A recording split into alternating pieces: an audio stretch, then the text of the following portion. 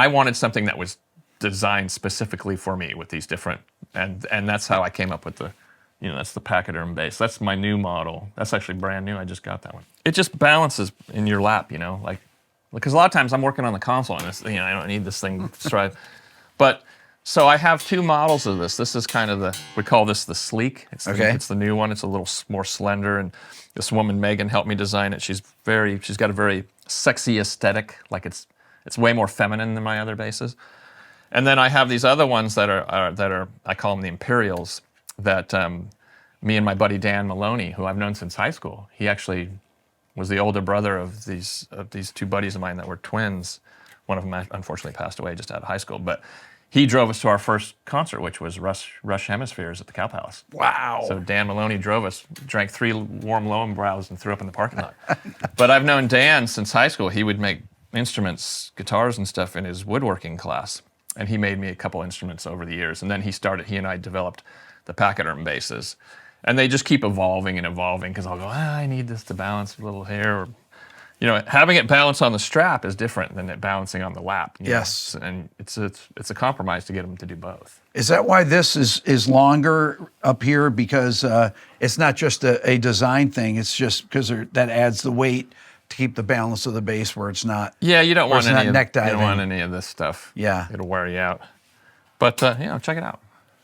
Like I'm not heavy at all. No, I'm an old guy. I got to have Ergonomics. That's maple, right? Yeah, this is big leaf maple. Like I said, these are kind of the that's beautiful. Less bells and whistles. The other ones have lights and stuff, and these have little diamonds as markers. When we did the Rush thing, I finally got a Rickenbacker. In fact, I got a double neck. And after all this time? All this time. I mean, I had a couple over the years, but I never really played them live. What'd you think of it? Oh, I mean, I love them. They're amazing. But it's like driving a 68 Camaro. It's like, fucking this thing's badass. Oh, man, it's amazing.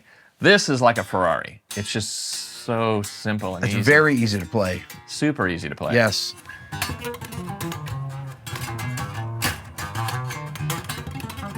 And I don't like a lot of electronics, Van Halen style. Yep, just volume.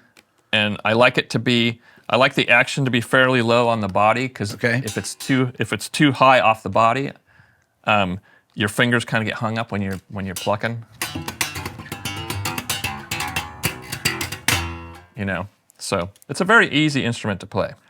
I'd like to take a second to talk to you about this channel. This is actually Rick Beato 2. I've had it since the beginning of my main channel, and many of you are not subscribed. As a matter of fact, 87% of the people that watch this channel regularly are not subscribed. So I encourage you to hit the subscribe button on this channel and on my main channel. This will help me get even more of my dream guests and help continue to grow both channels. Thank you. Okay, talk about the using the whammy bar on here. Well, it's just...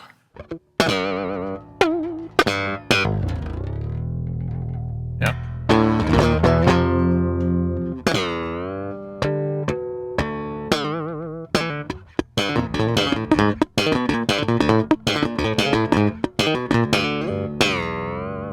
Just, fun stuff. And it kind of stays in tune.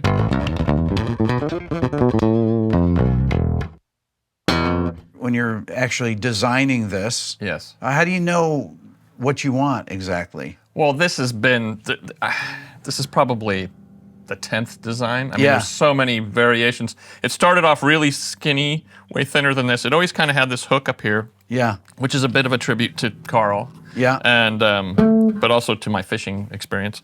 But Carl always had these cool scrolls. I knew I wanted my pegs on the top. Yep. So I'm not reaching around. It had to be ergo. It had to fit really well when you're I used to practically sleep with my Carl Thompson bass growing up. It'd sit in my lap. I could be on my couch. I could be in a chair. I could be in bed. It just felt good. And a lot of instruments don't, Like this is just perfectly balanced here. I mean, it's kind of wanting to wander a little bit, but not too bad. When did you start using EMGs? Why do you like EMGs? Pretty early on, because they always... I had Bartolini's for a while. Yep. I think I may have tried some... my original Carl Thompson had Ken Lawrence, I think, was the pickups that were original, and I immediately put the EMGs. EMGs, they just leap out. Right. You can hear every little... They're a little more mid-rangey, which is kind of my tone. Yeah. most of those guys are super cool over there. They've always taken very good care of me. They make these for me now. I got the fancy chrome ones, and I got some gold ones. Yeah, I've never seen the chrome ones like that. That's cool. It's like a 69 GT 500.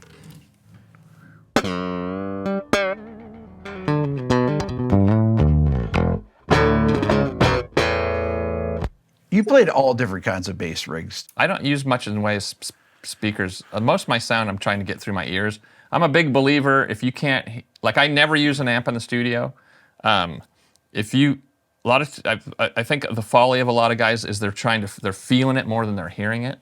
You know, so I try and keep the levels as low as I possibly can so that what I'm hearing is true. In the early days, I had no money. I didn't even have an amp. And then when Todd Huth joined the band, he let me borrow his old PV guitar amp, and I used that head for a while with this old EV cabinet that belonged to the bass player from Translator. Do you remember Translator? Oh, yeah. Yeah. I had that set up for years, and then I did a record with that metal band, and part of the deal was that they would buy me an amp, and so they got me that SWR head. And then once I got to where I could play what I wanted, I played Ampeg for a long time when they were St. Louis Music. They always took really good care of me. They made great stuff.